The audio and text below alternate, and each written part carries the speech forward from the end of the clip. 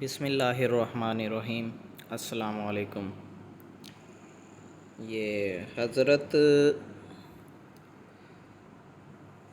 عباس رضی اللہ تعالیٰ عنہ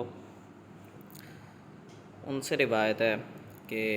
ان سے عورتوں کے ساتھ نکاح متا یا متا جو بھی ہے یہ بولے جاتے ہیں ڈیفرنٹ ورڈز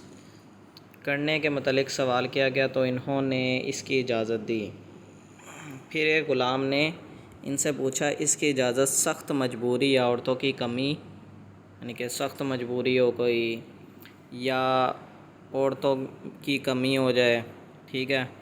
یا اسی جیسی صورتوں میں ہوگی، مطلب جو مرد حضرات ہیں جنگوں پہ جاتے ہیں یا جو بھی ہیں اس دور میں تھا، عورتوں کی کمی ہے وہاں پر جنگ کے دوران، ٹھیک ہے، مجبوری ہے، تو انہوں نے کہا کہ ایسی صورتوں میں ہوگی، تو ابن عباس رضی اللہ تعالیٰ عنہ نے کہا کہ ہاں۔ تو اس کے بعد یہ حرمت سے قبل کی بات ہے، بعد میں ہر حالت میں ہر شخص کے لیے متاع جو ہے حرام قرار دے دیا گیا جو قیامت تک کے لیے ہے۔ اچھا خیر، حضرت علی رضی اللہ تعالیٰ عنہ نے اس بارے میں کیا کہا ہے وہ بھی سن لیں۔ تو جب یہی بات حضرت علی رضی اللہ تعالیٰ عنہ سے پوچھی گئی، مطلب حضرت علی رضی اللہ تعالیٰ عنہ نے حضرت عباس رضی اللہ تعالیٰ عنہ کو کیا فرمایا تھا؟ حضرت علی رضی اللہ تعالیٰ عنہ نے حضرت عبداللہ بن عباس رضی اللہ تعالیٰ عنہ سے کہا کہ نبی کریم صلی اللہ علیہ وآلہ وسلم نے متاع یا متاع اور پالتو گدھے کے گوشت سے جنگ خیبر کے زمانے میں منع فرمایا تھا۔ یعنی کہ یہ کب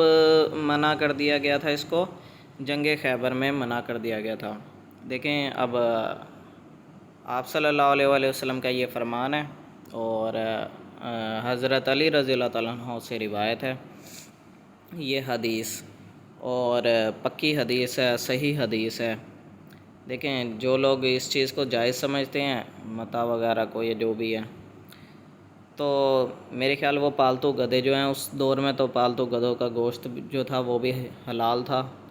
تو میرے خیال وہ پالتو گدھوں کا گوشت بھی کھا سکتے ہیں پھر تو آئی تھنک۔ سوچنے والی بات ہے، جب متاع ہی ان کے لیے حرام نہیں ہے تو پالتو گدھے کیوں ان کے لیے حرام ہوں گے؟ میرے خیال وہ پھر انہیں چاہیے یہ بھی چیز کو جاری رکھیں اپنے ساتھ۔ اگر آپ اس حدیث کو نہیں مانتے تو پھر یہ تو غلط بات ہے نا کہ منافقوں والا طرز عمل کرو یا یہودیوں والا طرز عمل کرو، دین کے ایک حصے کو فالو کرو ایک حصے کو نہ فالو کرو، جو اپنی پسند کا دین ہو اس کو مان لو، جو پسند کا دین نہ ہو اس کو چھوڑ دو، بس عیاشی کرو۔ تو دیکھیں اس کے بعد صحابہ کرام میں حضرت عمر رضی اللہ تعالیٰ عنہ نے اس کو حرام قرار دیا، حضرت علی رضی اللہ تعالیٰ عنہ نے بھی اس کو یعنی کہ بین کر دیا تھا سب صحابیوں نے۔ تو وہ شروع کے دور کی بات تھی جب ضرورت پوری کرنی ہوتی تھی، جنگوں کے دوران عورتوں کی کمی ہوتی تھی اور کنٹریکٹ میرج ہوتی تھی، اور وہ بھی ایسی حالت میں ہوتی تھی کہ 3 دن کا عرصہ ہوتا تھا۔